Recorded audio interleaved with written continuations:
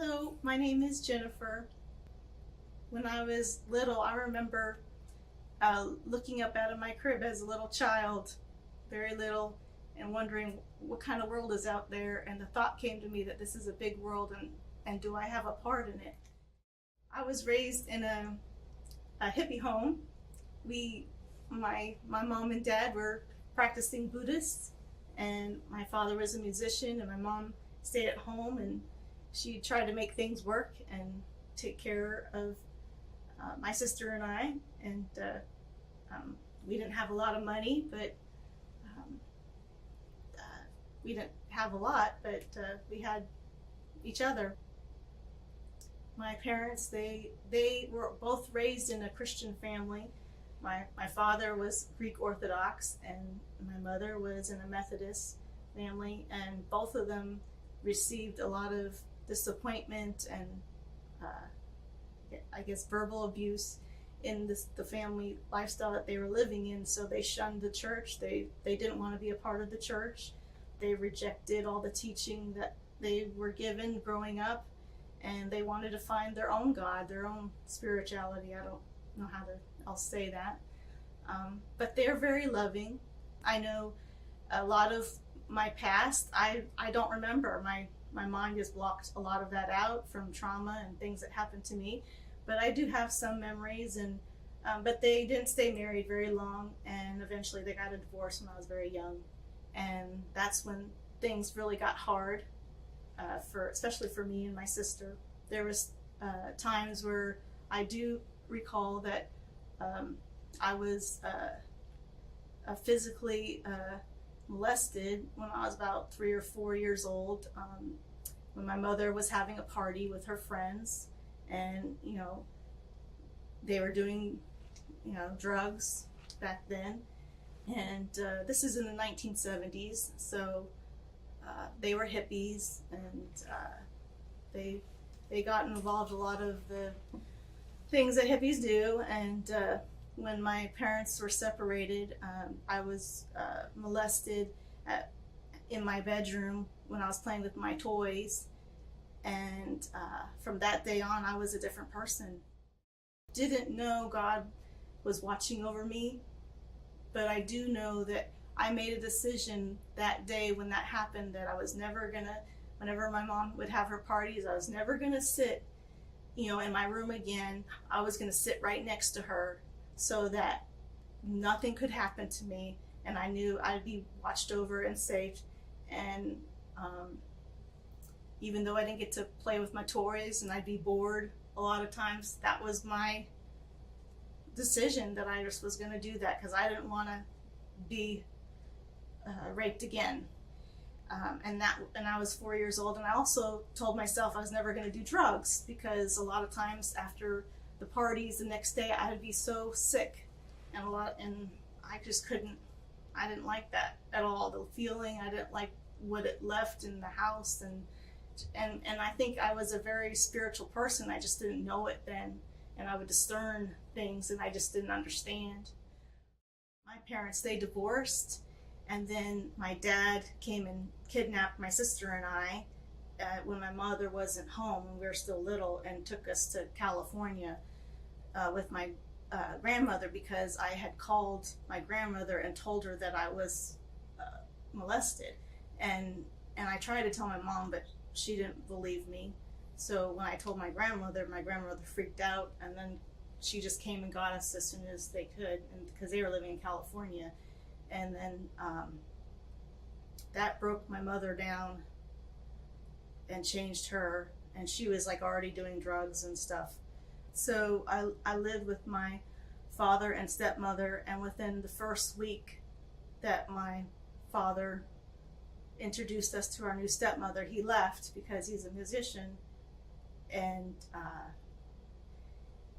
he left us for like 2 weeks with our new stepmother that we never met before, and that was a big shock. And she was verbally abusive, but she wasn't physically abusive, but she treated us like the Cinderella syndrome, that we were just like the second best. So her kids would get like a full glass of milk, and my sister and I will get half a glass of milk. her kids would get the best part of the meal. We would get the burnt parts of the meal because she couldn't cook very well. So that's the lifestyle I was living in. So as growing up, I always felt second best, and I felt rejected by my parents. I felt like my mother wasn't there to protect me when I was violated, and my father, when he took us, he wasn't there for me for when I was abused verbally and psychologically by my stepmother. So later on, my real mother, she got her life together, and she hired a private detective to come and find my sister and I, because she didn't know where we were. And so she fell in love with a wonderful man, and he was Southern Baptist, but he wasn't following because he didn't believe a lot of the things that they were teaching at the church that he was going to. So she wasn't doing Buddhism anymore, and he wasn't doing his Christian Southern Baptist either. And they came from New York, and they flew to California to come find us. And then the custody battles started. My stepfather, he was the one that raised me, and he was very loving. Even as a child, my sister and I would do pranks on him and make fun of him and just mean little things. And every time he would say, I know what you did, but guess what? I love you, so I'm going to let your mother discipline you, you know? And he never lifted up, he never did anything to show that he was disappointed in us. It's like he wanted us to know that his love was more important than the discipline, even though, you know, later on he gave us discipline, you know, as teenagers and stuff, but it wasn't like physical. It was more like, okay, well, you're not going to be able to go visit your friend for a month or whatever, you know. But I mean, he was just so sweet, and that was the first time I saw what love was, even though I still didn't really understand it completely. But that he gave unconditional love when my sister and I didn't deserve it, and I know from that I got to see what it was like to be not receive love, and what it was like to receive love, and that has given me a silver lining in all the trauma and all the things that I've gone through. Like someone said, like, you're my sunshine, and it was like, even when that cloudy day comes, I still got a sunshine. The father of my child, my boyfriend, when I was 17, our first date, we went to it was like a place for teenagers, and they had pool tables and soda and stuff like that. So we kind of hung out there, and I got to get to know him, and I fell in love with him. But he wasn't, you know, probably the best kind of person to fall in love with, but because he was giving me attention, and we could have deep conversation about things, and we seemed to have a lot in common, and he wasn't mean or cruel, and he let me be who I was. I didn't have to be afraid of who I was around him. And we started going to parties, and before I knew it, you know, I didn't even realize what I was doing. And sometimes I feel like the things that I've gone through is like Jennifer would go in the background, and like something else would come in the foreground, and I would find myself, we were like going to parties, and I'd be in the back room with him in the bedroom.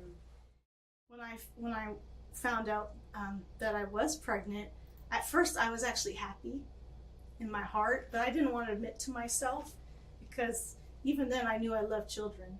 I'm probably not ready for this, and I already knew what my mom was going to say. I already knew, but I wasn't sure what my dad was going to do, my stepdad. And but when I told my boyfriend, he kind of like was in complete denial, and I was getting to know his family. His mom was very sweet, and she loved the Lord. I believe they were Seventh Adventists, and but he was already going like into a rebellion against that also, because I know when we would visit at his house, his mother would always make sure she had the radio on, just so much that we could hear the worship, but not too loud where it was over blasting or anything. And I could tell that my boyfriend was just agitated whenever she would make sure the radio was on, even though she gave her son room and she was never mean or unkind, or never said any harsh words to me or anything. And she was a blessing to me when I did tell my boyfriend that I was pregnant, because she was the only person that was saying, she would call me and say, if you need help, I can help you. This child is a blessing, and you don't have to end the life of your child. Is that I felt that I owed it to my parents because of all that they did to rescue me out of the squalor that I was living in. We had holes in the ceiling of the house that we lived in with rats, and we lived in poverty. I can remember kids making fun of me because my teeth were all rotted out, or there was a hole in my shoes, and I'd get so mad. The next stop that the bus driver would go to, I'd just get off the bus and I'd walk the rest of the way home. And even though I couldn't voice because I would stutter, I didn't have a voice, because of all the learning disabilities I had. But the day that we went to, my mother, she took me to the abortion clinic, and it was very somber there. I remember seeing two little girls. They looked like twins, and they were on the floor playing amongst their maybe 2 or 3 years old. And then I saw maybe a couple. I don't know if they're married or not. I don't know. They're just kind of holding hands, but very somber. Everybody had a very somber, calm look on their face. Also forgot, I remember when we were driving to the abortion clinic, there's people across the road, and they had signs like, you're killing your baby, this is murder, and God hates murder, and all this stuff. And my mom's like, I'll take care of this, we're gonna go back over here. So we went to the back of the parking lot, and my mother was mad because she's like, does God hate me? Because that's what was the thought, is that hate was coming from there, not love, from the people that were holding signs. A lot of hate, instead of their hate was for what was happening, not hating the people. And then we came to the back entrance of the clinic, and actually I know some people have said that when they went to the abortion clinic, they were treated like cattle. I never felt that way at all. Surprisingly, the greeter was very positive and very uplifting. Even though I could see the room, because I know I have a discerning spirit, I could sense the sorrow in the room. But at the same time, I didn't care, because I just I just want to get this done and over with, just to please my parents. I just want to please my mother, because I'm just an awful kid. I can't do anything right. I was a disappointment, and I felt like all my life has been a disappointment. I couldn't do well in school. I couldn't make really good friends. I always had a bad choice of character. I just wasn't good enough, and that was my mentality then. And I was willing to do anything I could to make my parents happy. And that's really the reason why I went through with the abortion, even though the whole time I didn't want the abortion to happen at all. And I knew that there was a life in me that was so important. And even to this day, I named my baby Jonathan. And even to this day, I know that my Jonathan was a gift from God.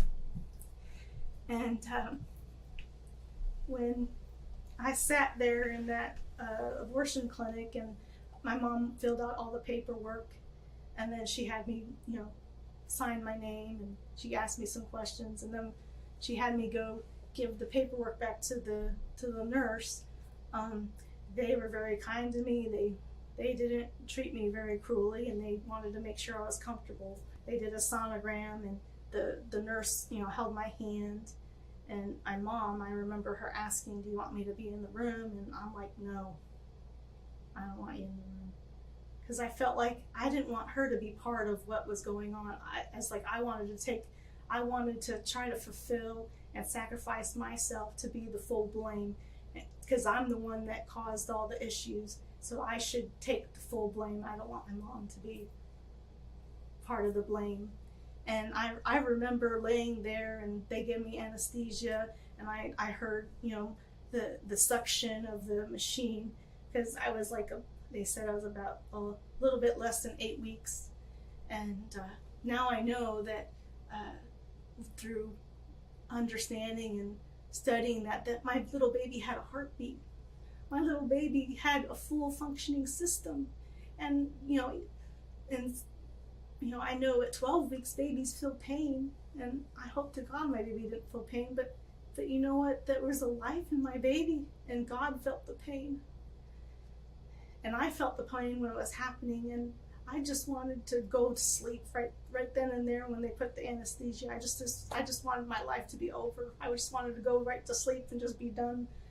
But life kept going on for me, but it ended for my baby, and I could hear the suction of every piece that doctor pulled out, and I felt like in the spirit I could hear crying in the spirit, and I didn't even understand all that. And inside, I know I was crying, even though there were so many times in my life I went through trauma. I couldn't express my emotions, and I learned from a young age how to cry in my heart without literally crying, and holding those emotions back from a physical sense, but emotionally I was broken. And I remember the doctor saying, even before that, he's like, "Do you have any questions?" And I didn't have any questions. And then he asked if I had more questions after, and I didn't have any questions. I just wanted to get out of there, and they were, treated me like, "Okay, kiddo, you did a good job. Looks like we got everything. It's nice and clean, and you're done. You can go home now." And then, he just basically told me, "Take this. You're gonna give you some medicine, and you'll feel better tomorrow." Like I'm a good trooper. Like that was really worth trooping for. It wasn't worth it every moment, every time I heard that suction, I just knew that was a piece of my little baby. My little Jonathan. My blessing from God. I sacrificed my blessing. I know he's there waiting for me, and one day I'm going to see him, and I know he's beautiful, and even now I can feel his presence with Jesus, and I know he's turning into a man, and one day I'm going to see a grown man that's beautiful, and he's still a blessing to me. He's still my blessing. The Satan didn't take my blessing. He's still in heaven, and one day I'm going to see him there. And he loves me. He doesn't hate me. I know he doesn't hate me because he knows what God knows, and God knows that I didn't do that to hurt anyone. I did it to honor my family, but I was deceived. My family was deceived. My mother was deceived. She didn't know any better. I didn't know any better. I believe I have 3 babies in heaven, and I was thinking of Jonathan when I named him.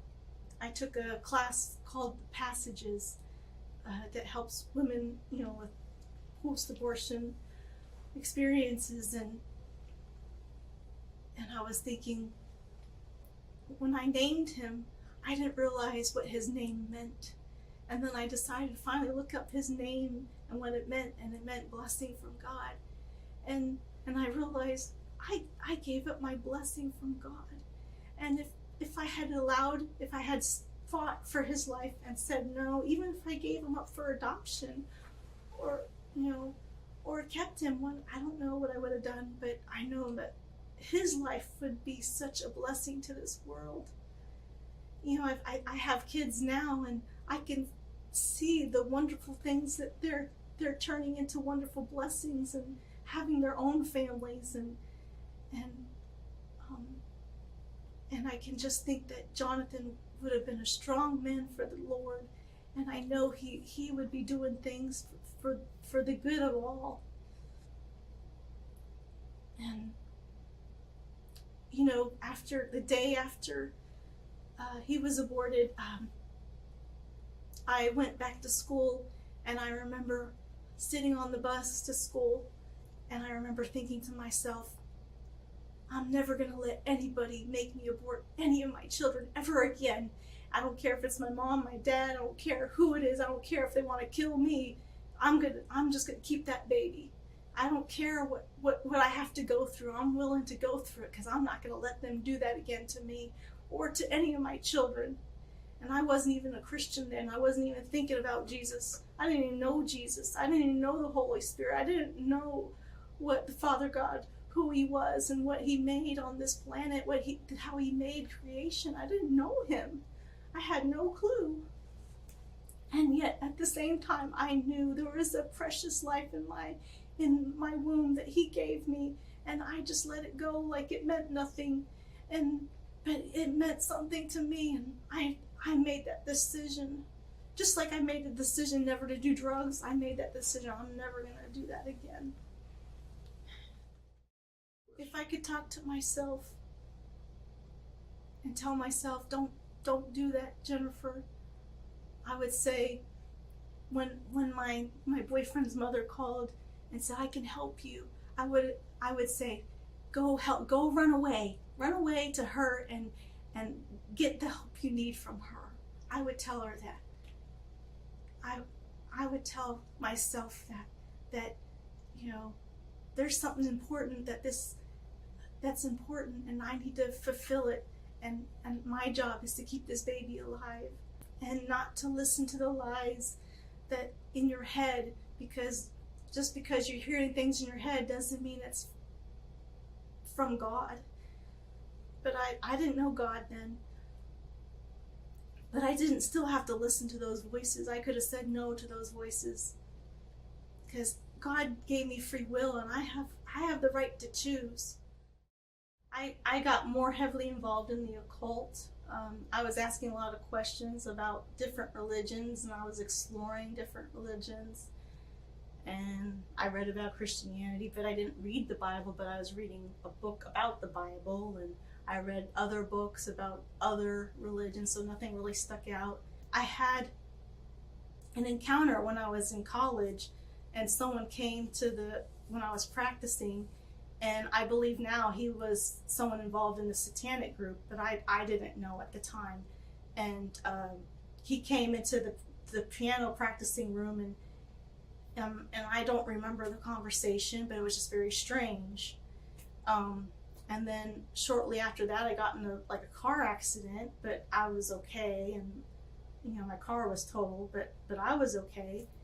And I didn't know these little things were happening, where like someone stole the battery out of my car on Christmas, at the Christmas recital where I'm supposed to sing. And it's like I started getting these attacks, and I didn't know why I was getting these attacks.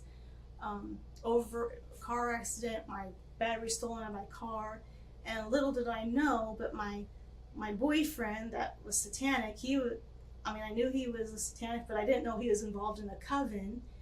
And when I got pregnant again, he told me that his coven wanted me dead. They were praying curses over me and to commit suicide or get in a car accident. And so I was like kind of shocked, but I was like starting to put the pieces together. And but then he said, but I fell in love with you, and I don't want anything to happen to our baby, and things like that. And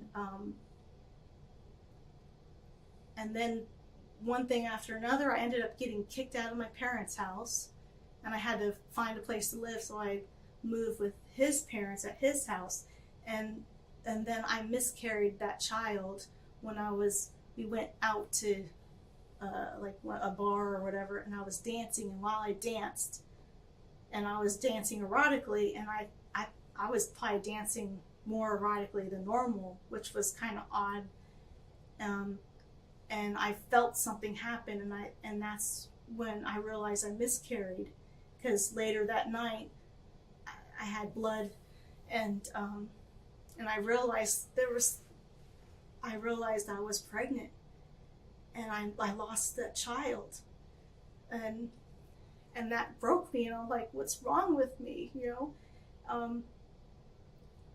and time went on, and I became pregnant again. And there was a time I left my boyfriend that was in the occult, because I was having dreams, and I was having instances of things coming into my room and causing me to have fear, and a fear of death was coming into my bedroom. And I was like, I'm done with you. I can't keep having this happen, and whatever you're doing, you need to get out of it, and I don't want a part of it. So I never got involved with his coven, but he kept talking about, well, maybe we could start our own coven, because he kept telling me they wanted me to die so that they could use my power, because they said I was really powerful. Okay, whatever. And then because they rather have that power than have me involved in their coven. But I didn't know it was really because God had a plan, an anointing, and they couldn't touch that. They couldn't touch what God had already gave, because once God gives you something, he doesn't steal it. He doesn't take it back. It's always yours if you're willing to lay claim to it. But I didn't know that then. And it's funny how God, he's a God of second and third and fourth chances. And so I became pregnant again. And this time I wanted to make sure that I was going to take care of this baby when I found I was pregnant. And I told my parents, and of course my mom said, you should probably get an abortion, because you don't have a place for your baby to live. Right now you're living at your boyfriend's mom's house. That's not a place for your baby. And and we weren't really doing that great, as a relationship, because I felt like I was kicked into the relationship. I didn't even love him like I loved my first boyfriend. I know I really loved him, but I didn't really love my new boyfriend, and we were having relations, and we weren't married. And while I was pregnant, I became deathly ill. He was gone for 3 days, and I didn't know where he went. So something saved me, because I should have died. And I even called my doctor, because I was pregnant, and I believed I had salmonella poisoning. And they said that, well, if your fever is this level, then we'll come and send an ambulance to come and get you. And I said, well, my fever isn't that high, but I'm afraid I'm going to get dehydrated, and they said, well, just call us in the morning, we'll see how you are then. And then, so by then it was just like I couldn't even get to the phone by that day. But anyway, but I somehow lived.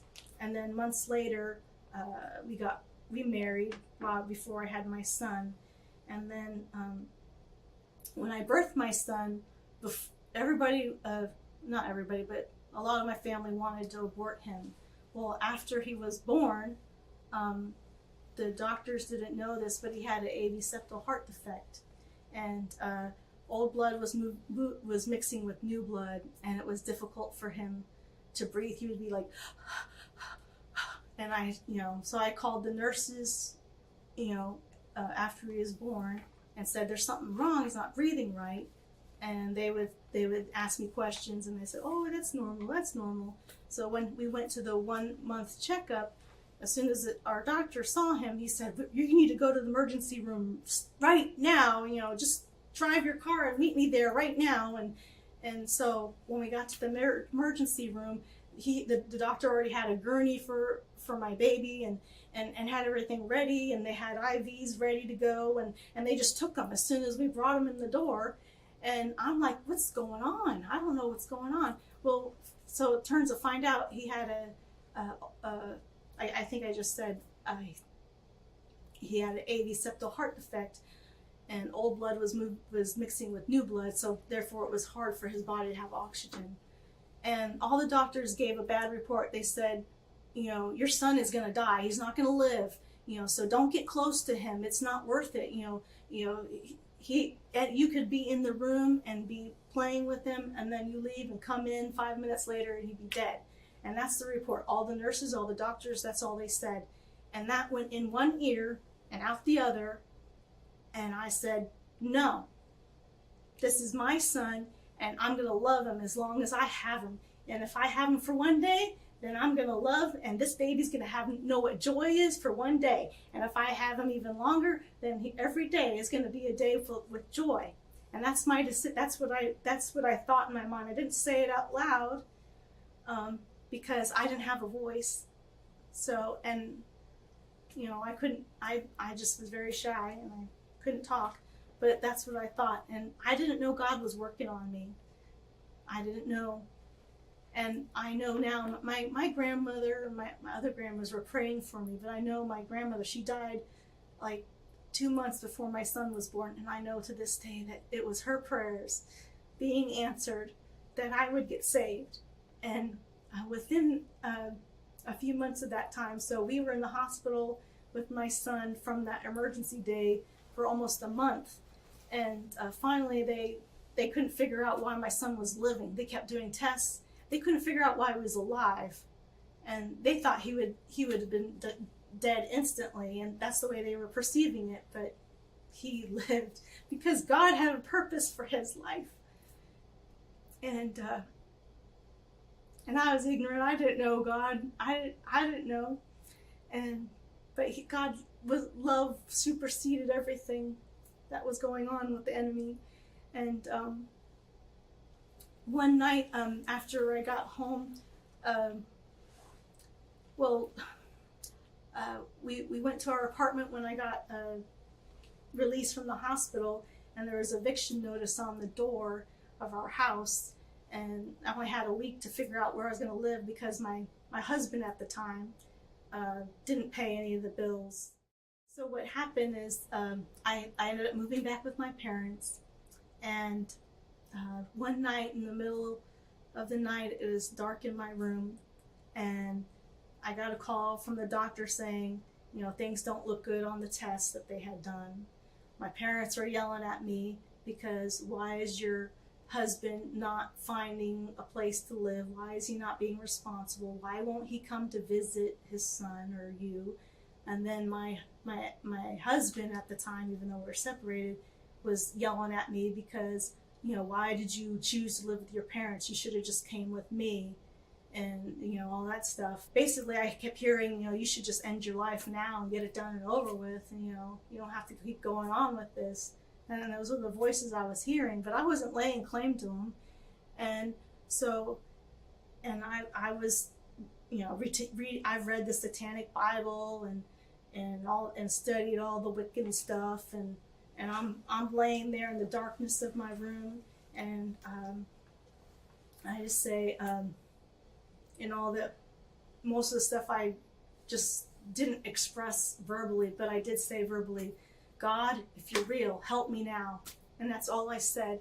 And at that moment, there was a light that came into the darkness of my room, and I literally felt arms wrap around me, and I felt utter and complete unconditional love, and I knew it was God. I knew it was Jesus, and I heard a voice not in my ear, but just in my heart that said, I love you, daughter. I have a purpose and a plan for your life, and your life is not over. Your life is just beginning, and I made a way for you, and you don't have to be afraid, and your son will live.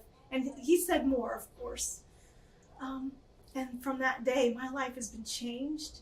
And from that day, I wanted to read the Bible because I tried years before, and I couldn't understand it. But then from that day on, I started reading the Bible, and it was just me and Jesus and reading his word. And that's all I had for 3 years as I got saved. I didn't want to step foot in the church because I was raised that Christians are backstabbers, and they're just out to get you, which is not true. Really, every place, every facet you go, a business, a school, a church, people are people, and the enemy is the backstabber. The enemy is out to get us. The enemy is out to stab us in the back, not people. The people are just, influenced by him. And it's like my life was totally changed, and I didn't know how to pray. I could barely understand when I was reading the Bible, and I would say, because I heard that voice in my spirit, I just would say, "What do you say, Jesus?" And if I didn't understand what I read, I said, "I just read your word and I don't know what it says. Can you tell me what it means?" And then he would either give me a vision of what it was like long ago, when he died on the cross, or he would just put a word in my heart that I just love you, daughter. And just because you don't understand what's written doesn't mean you can't understand it in the spirit. And it's like he's told me many times, he's got knowledge in heaven that supersedes this world. And if you ask him for the wisdom and knowledge, he'll give it to you. And each day I just want to be a light for others. And my son, I tell people my son is a miracle baby because he saved my life. The baby that God gave me saved my life. And through him, he saved me, and he saved my son, and he saved my family. And it's amazing because my life was changed, my son's life was changed, my whole family's life was changed. It doesn't mean that they're, full standing Christians. I'm not saying that, but they understood what love was, and they realized that abortion was wrong. And that was the real change that needed to happen in our family so that healing could come, that we could forgive each other and move on and still love each other. We didn't have to hold on to hate and resentment.